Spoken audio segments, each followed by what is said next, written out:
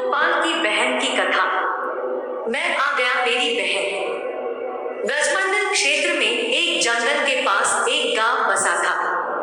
जंगल के किनारे ही एक टूटी फूटी झोपड़ी में एक 7 वर्षीय बालिका अपनी बूढ़ी दादी के साथ रहा करती थी, जिसका नाम उसकी दादी ने बड़े प्रेम से चंदा रखा था। चंदा का उसकी दादी के अतिरिक्त और कोई सहारा नहीं था। उसके माता पिता की मृत्यु एक महामारी में उस समय हो गई थी जब चंदा की आयु मात्र 2 वर्ष की थी। तब से उसकी दादी ने ही उसका पालन पोषण किया था। उस बूढ़ी स्त्री के पास भी कमाई का कोई साधन नहीं था, इसलिए वह जंगल जाती और लकड़ियां बीन कर उनको बेचती और उससे जो भी आय होती उससे ही उनका गुजारा चलता था। क्योंकि घर में और कोई नहीं था, इसलिए दादी चंदा को भी अपने साथ जंगल ले जाती थी। दोनों दादी पोती दिन भर जंगल में भटकते और संध्या होने से पहले घर वापस लौट आते। यही उनका प्रतिदिन का नियम था। चंदा अपनी दादी के साथ बहुत प्रसन्न रहती थी, किंतु उसको एक बात बहुत कचोटती थी कि उसका कोई भाई या बहन नहीं थे। गांव के बच्चे उसको इस बात के लिए बहुत चिढ़ाते थे तथा उसको अपने साथ भी नहीं खेलने देते थे। इससे वह बहुत दुखी रहती थी। अनेक बार वह अपनी दादी से पूछती कि उसका कोई भाई क्यों नहीं है। तब उसकी दादी उसको प्रेम से समझाती, कौन कहता है कि तेरा कोई भाई नहीं है, वह है ना कृष्ण कन्हैया, वही तेरा भाई है। यह कहकर दादी लड्डू गोपाल की ओर संकेत कर देती। चंदा की झोपड़ी में एक पुरानी किंतु बहुत सुंदर लड्डू गोपाल की प्रतिमा थी जो उसके दादाजी लाए थे। चंदा की दादी उनकी बड़े मन से सेवा किया करती थी, बहुत प्रेम से उनकी पूजा करती और उनको भोग लगाती।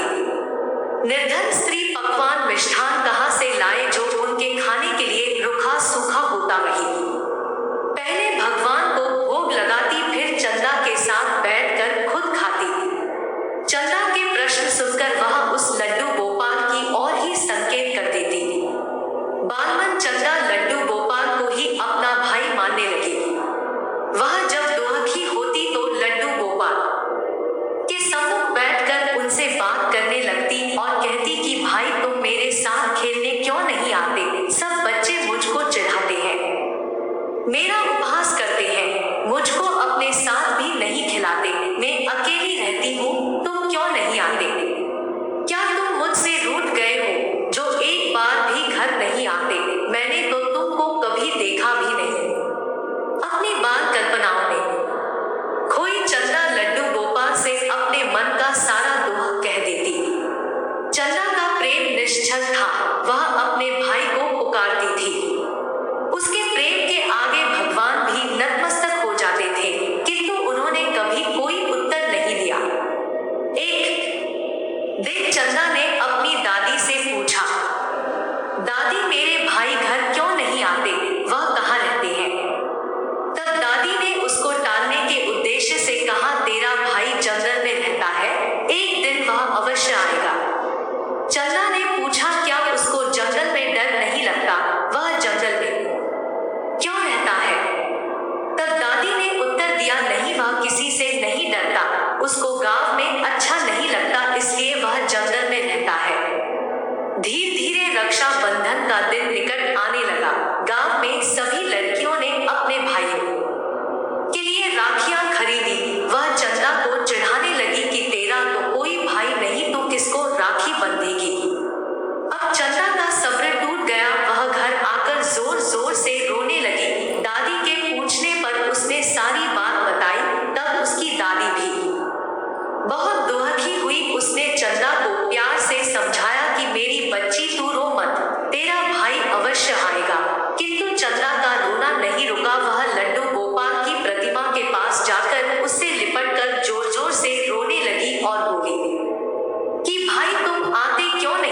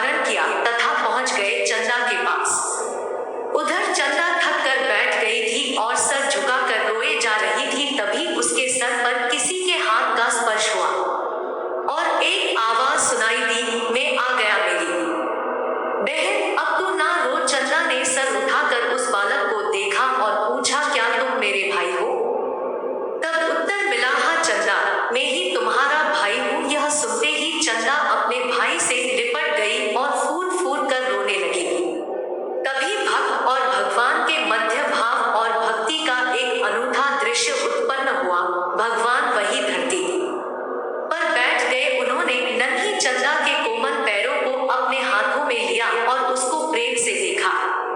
वह छोटे छोटे कोमल पांव पूर्ण रूप से कांटों से छलनी हो चुके थे, उनमें से रक्त बह रहा था। यह देखकर भगवान की आंखों से आंसू बह निकले। उन्होंने उन नन्हे पैरों को अपने माथे से लगाया और रो उठे।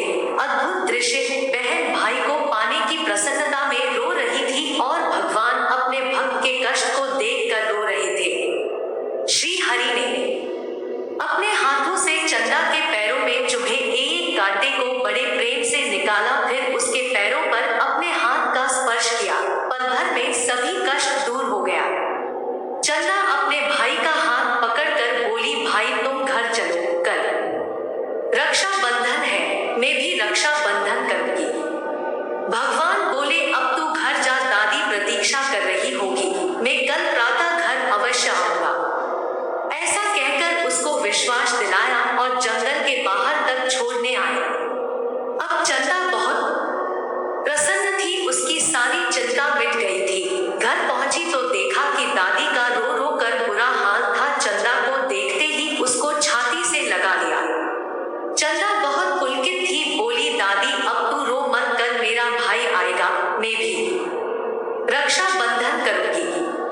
दादी ने अपने आंसू पोंछे। उसने सोचा कि जंगल में कोई बालक मिल गया होगा जिसको यह अपना भाई समझ रही है। चंदा ने दादी से जिद करी और एक सुंदर सी राखी अपने भाई के लिए खरीदी। अगले दिन प्रातः ही वह नहा धोकर अपने भाई की प्रतीक्षा में द्वार पर बैठ गई। उसको अधिक प्रतीक्षा नहीं करनी पड़ी। थोड़ी देर में ही वह बालक सामने से आते दिखाई दिया।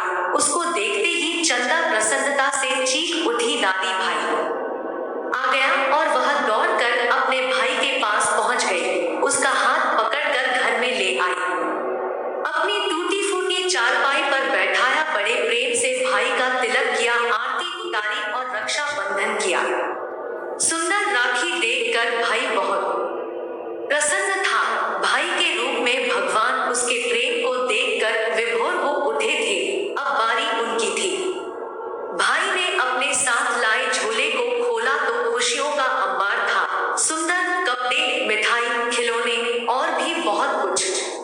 चंदा को मानो पंख लग गए थे। उसकी प्रसन्नता का ठिकाना नहीं था।